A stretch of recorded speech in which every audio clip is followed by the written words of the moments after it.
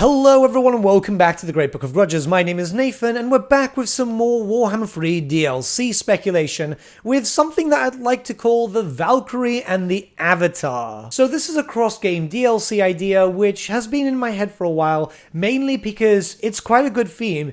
KHORNE, with the Warriors of Chaos having a Khainite faction, under Valkyrie the Bloody of course, against the Dark Elves, and more specifically a Khainite faction being led by Solaris Dreadbringer, known as the Avatar of Kane. It's a very different type of format, but hear me out here. So first up, I believe that we'd get a DLC like this after the release of the Immortal Empires map, as it just kind of makes sense. By that point, I'm assuming that the Warriors of Chaos would have already had their rework, because well, you know, they kind of need help the most at the moment. And it makes the most sense for a Warriors of Chaos rework to be released around a mono-god character, maybe like Crom the Conqueror or something. So Valkyrie could have some cool stuff, but there wouldn't be a dedicated rework centered around her release. This means that it opens up the Dark Elves to be able to get a potential rework because, you know, the slave function kinda needs some fixing, and we're likely to see a new system for that when the Chaos Dwarfs eventually release, so it can clearly take stuff from that, whilst also getting some new stuff to give the Dark Elves a bit more flavor and bring them more in line with Game 3. At least that's my reasoning. So why KHORNE Vs KHAINE? I know some people are going to find that strange,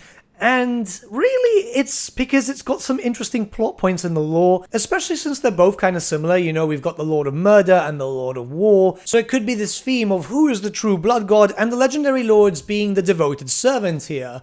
I think it works out quite well, especially since at some points in the lore, we do see Khainite forces attacking the Dark Elf territories. During the end times, Valkyrie also leads a bit of an invasion too. It might sound strange, but really it fits quite well, and I think that it could be done in a really curious way, especially once we start going into the specifics of things. We'll begin with the Khainite faction, as it's probably going to be the smallest. So obviously the legendary lord will be Valkyrie the Bloody. She is a demonkin, it's the best way to explain her, as she's not really considered a demon. A lot of people seem to think she is because of her mutations and the fact that she was reforged by KHORNE, but she is actually still mortal. She's just in that little point of close enough being a demon. This is why I think that she'd be best for the Warriors of Chaos roster, but don't worry, there's going to be some demons when we go into possible mechanics.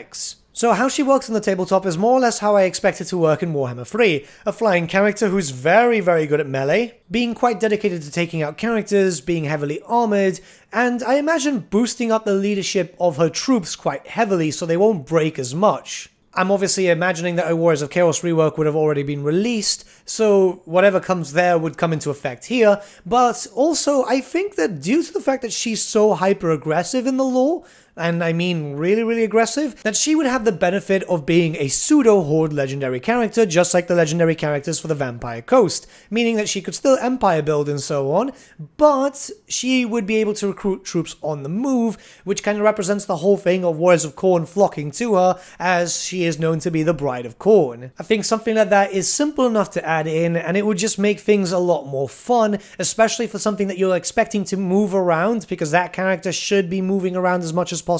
Now, before we get into the units, we can talk about a unique mechanic only available to her, which would be kind of like a glory style mechanic, but as you claim more skulls, you unlock certain demon units. Meaning that this would be a hybrid faction in a sense, but you'd only be able to get a few. So say for example, Bloodletters, Blood Crushers, and maybe even some Bloodthirsters, so no exalted variants or anything, but just enough to justify her being the Bride of KHORNE, I guess, you know? The more favor she gets, the more she can recruit, possibly in a similar style to that of, say, Clan Moulder, where you have to kind of tick up through a little thing and then it just gives you some stuff to recruit instantly. I think something like that would work quite well, and yes, it's reusing some mechanics, but, well, you know, sometimes some stuff can be reused if it's going to be treated in a unique way. Plus, it would be kind of cool to be able to see, you know, like demons being used with Valkyrie, because it just kind of fits. And before anyone says anything, I'm expecting by this point we'll start having some unique looking Chaos Warriors for Khainite ones, unless the DLC brings that in via the accompanying patch, which would mean that the Dark Elves wouldn't get that big of a rework, but I think something like that would be justifiable, as the Dark Elves don't really need too much, just some unique mechanics. Everything else seems to work quite well. So now if we start looking towards potential units, well, the first one that comes to mind is the Slaughter Brute. Everyone puts it as a KHORNE unit, but it's actually undivided. Keep in mind that spell spellcasters actually tame these things. It's a weird thing. So yeah, it's not a KHORNE unit. However, it would fit with Valkyria's faction quite well, considering that it's a big brute, it's able to do a lot of damage. A monstrous unit like that should be kind of cool.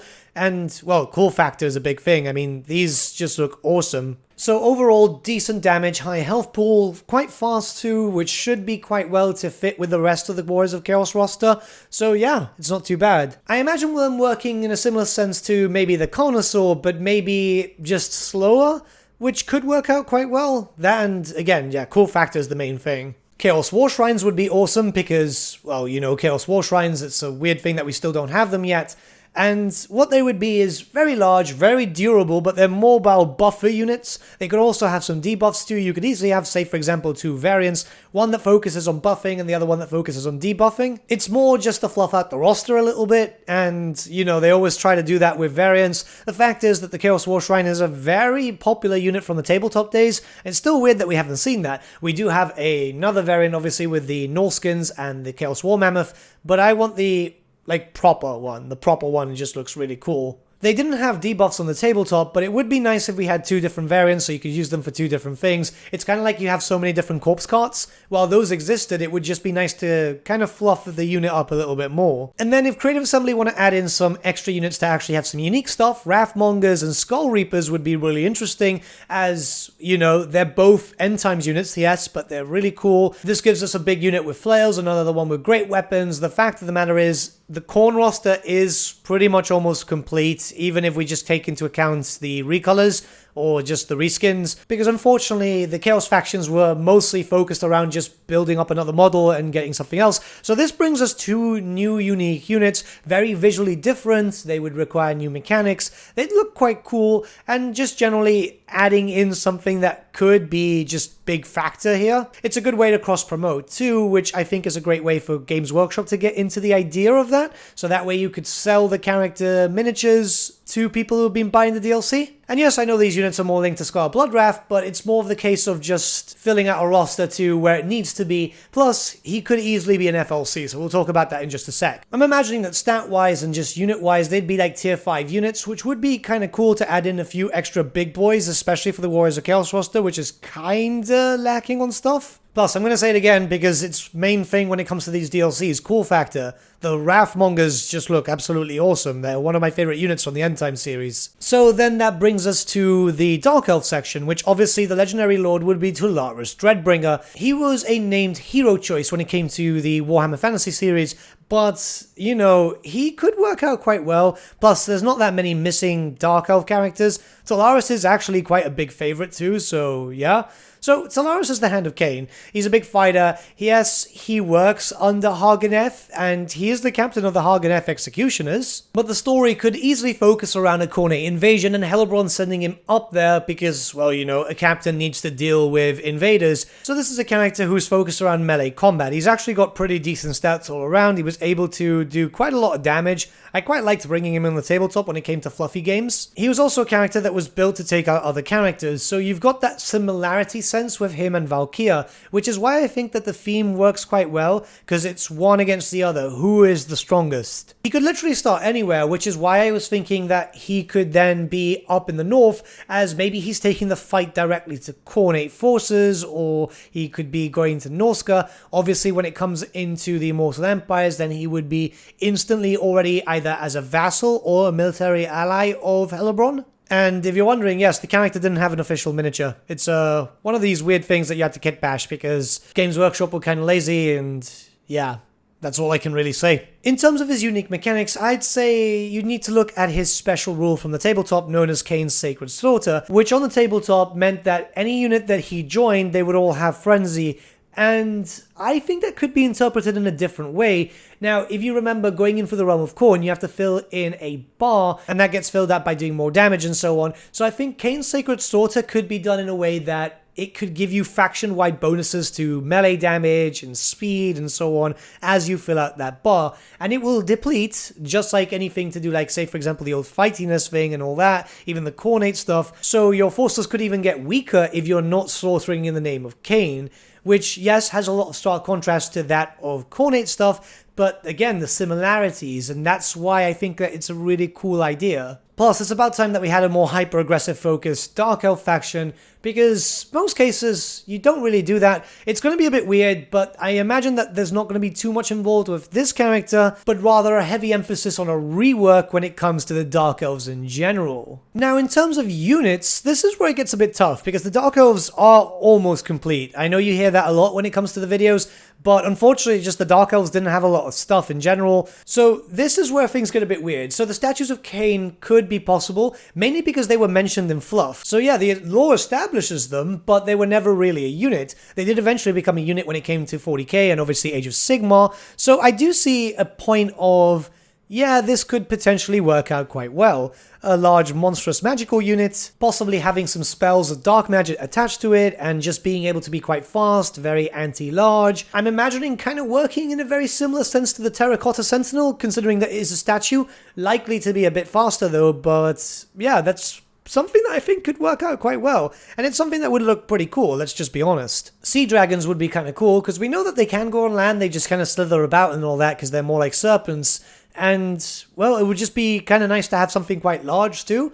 It's more based around different things that you would take to deal with demons. If you're going to be fighting against Bloodthirsters, you want Statues of Kane, you want Sea Dragons, you just want to be able to do as much damage as possible, so big monsters would kind of help. They could have a dedicated fire attack, they could be slow moving, but then again, you'd be moving kind of slowly with your army anyway, as you're mostly staying back and firing, and if you are moving, you're just getting into position, so that could act as a cool defense.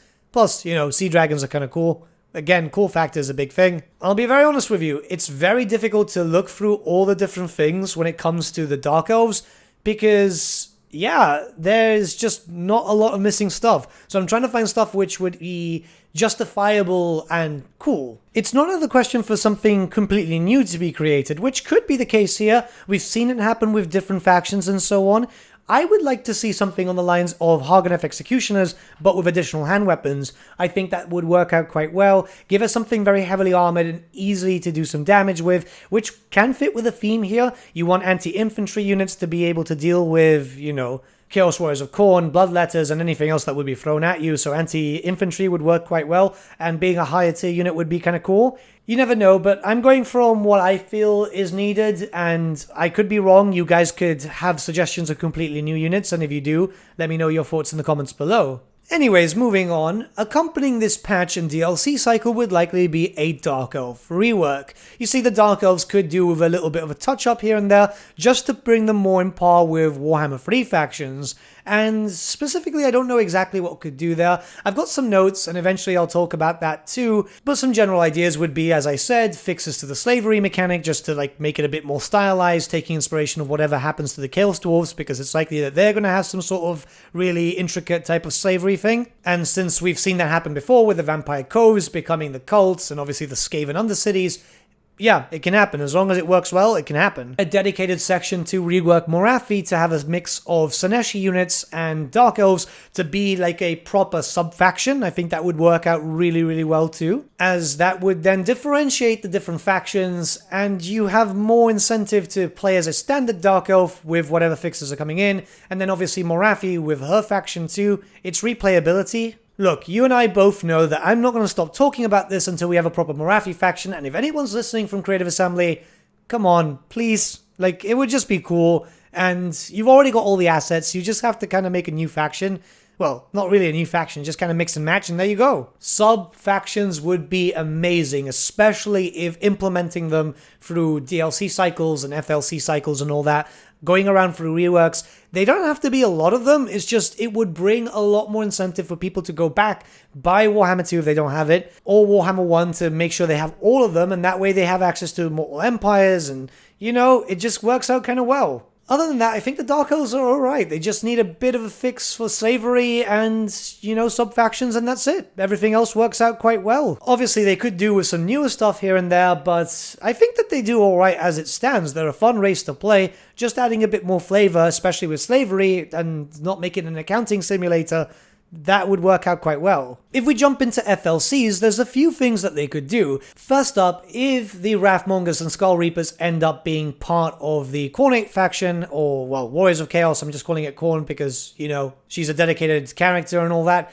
But let's not get distracted. If those units end up in the roster, then Skarl Bloodwrath could be the Steam FLC. Because that way, you've got a big character, he's pretty powerful by himself. Think of him like Morga the Shadowgave, he just keeps coming back, but very dedicated to melee combat, so he can be up there doing as much damage as possible and so on.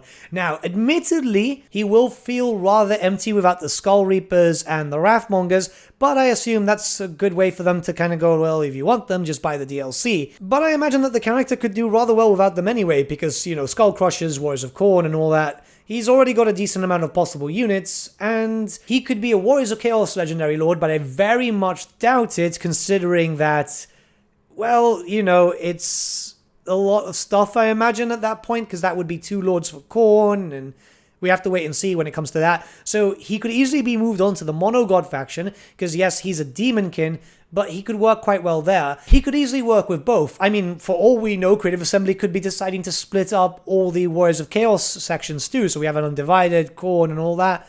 Either way, wherever he lands, he could work out quite well, as long as he has access to Chaos Warriors, because he is mortal. Despite the fact that he's a Demonkin too, he is immortal. Then we move on to Total War Access, and again, not too much can really be added, especially for the Dark Elves. I mean, first up, we have Shadowblade as a possible legendary hero choice, mainly because he's been mentioned so much. He's actually in-game as a story point, but he's not actually a character, physical character. He's just in some art and all that. So, you know, Creative Assembly have been trying to push people to Total War Access, so this might be a good way, because Shadowblade is well liked and all that. He could easily be a Dark Elf hero, which any faction could pick up, plus, you know, cool factor once again, because Shadowblade is a badass, so yeah. This might sound a bit controversial because it will be stuck in Total War Access, but a rework in a sense to the Fleet Masters, where they'll turn into proper Black Art Fleet Masters, so they'll have that unique skin with a peg leg, because, you know, cool, and it's one of the best looking models from the Dark Elf range. Well, that's in my opinion at the very least. Make them able to go on land, and there you go, or just have it as a unique Lord type, which you can only get from here. Because sometimes you don't want a Dreadlord and a Sorcerer, sometimes you want like a Pirate, so you can have like the whole Dark Elf Pirate feel, especially if you're playing someone like Lokia Felart. So I think this could work quite well, especially if there's going to be like a dedicated rework here when it comes to the patch cycle and all that. But I think at that point that's pretty much it, because I don't see anything else being able to come in. Obviously, if you guys have suggestions, let me know your thoughts in the comments below. But the main thing is the Khornate faction, which belongs to the Warriors of Chaos, as I envision it at the very least, wouldn't need too much, because they'd be taking a lot of stuff from obviously the main Khornate faction and anything else that would come in a Warriors of Chaos rework, which we would expect before this. I don't know. This is the thing that makes the most sense to me. Dark Elf versus Warriors of Chaos sounds pretty interesting. The main thing is it's important to have varied matchups rather than just having Empire versus KHORNE, Empire versus Nurgle, Empire versus Tzeentch and all that, because that would just be kind of boring. Well, it would work out quite well because the Empire does lack a lot of legendary lords. It would be nice to have a lot more variety. I don't want to see humans fighting the demons or the Warriors of Chaos all the time. This one was a bit harder to come up with because it's just one of those faction ideas which can get a little complicated. However, I do have some other ideas for some really cool matchups. I wanted to get this one out of the way though because I like the idea. I really like the idea. There's a little bias there, mainly because I was just playing a tabletop match recently where I was playing as Dark Elves and my friend was playing as KHORNE. I was like, oh, this would work really well, you know? And yeah, you know, you get inspiration from everything. But if you have any other thoughts, let me know your thoughts in the comments below and let's start a bit of a discussion. But with that, my friends, we've come to the end of our video. Thank you so much for watching. If you did enjoy the video, might I suggest giving the video a like or even subscribing to the channel, as it really does help us out. In the description section below are various links to different social media platforms such as Facebook, Instagram and Discord. Also in the description section is an affiliate link with Element Games where you could buy loads of hobby-based products, not just Warhammer, for 10 to 25% off. Making a purchase using that link and also our special code, which is also in the description, supports the channel at no extra cost to you, which we think is rather cool. A big thank you to our patrons. Your support means the world to us. It's amazing that people want to help a small channel like us grow and get to a higher level of content. A big thank you to Gibraltar LUSC, Ryan Bertsche, Andrew Prince and Okro for subscribing to us at our Fane level. You guys are super cool. And a big thank you to Edward Yule, VS Vasan, Aaron Whitman and Shaggy for subscribing to us at our King level. Honestly, we can't thank you all enough. And lastly, a big thank you to all of you for liking, sharing and commenting on these videos. Honestly, it's because of you guys that the channel's been growing at such a great pace lately, so we can't thank you all enough. But with that, my friends, thank you so much for watching once again, and we shall see you all again very, very soon. Have a good day.